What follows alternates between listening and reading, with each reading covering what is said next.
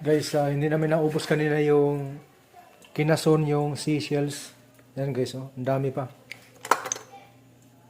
Ngayon guys, lulutuin namin to ngayon. Lalagyan namin to ng udong. Yan guys. Yung kalahati nito, kasi nakadalawang, siguro mga kalahating pom yung nakuha nila. Mahigit kalahating pom yung nakuha nila. Yung kalahati lang yung nakuha namin, naubos. Pinulutan namin kanina. Itong kalahati, yan. Lulutuin namin to, tatanggalin namin yung laman nito, yung mga laman nito. Tapos gigisahin namin, lalagyan namin ng udong. Yan guys, papakita ko sa inyo kung paano magluto nito. Saan yung kinasuna? Pangalan ni? One. Sino? Lisby. Lisby ano ba? Biswi. Biswi. Ahong. Ahong. Ahong. Matak ka lang eh. Yay.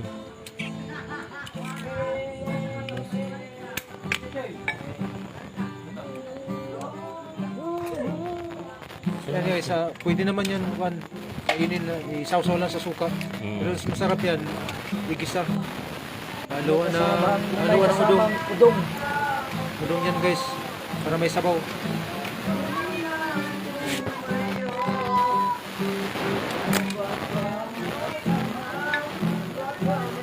Yan, tinanggalan na yan ng mga laman.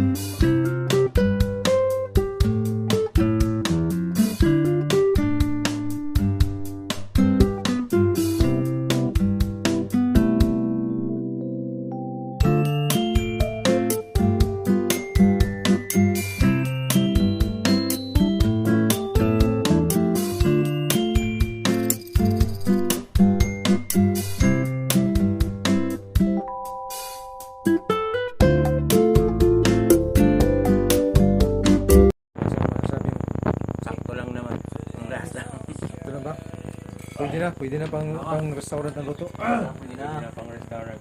Yan naman nagluto niyan si Paring Kalam. Expert yan sa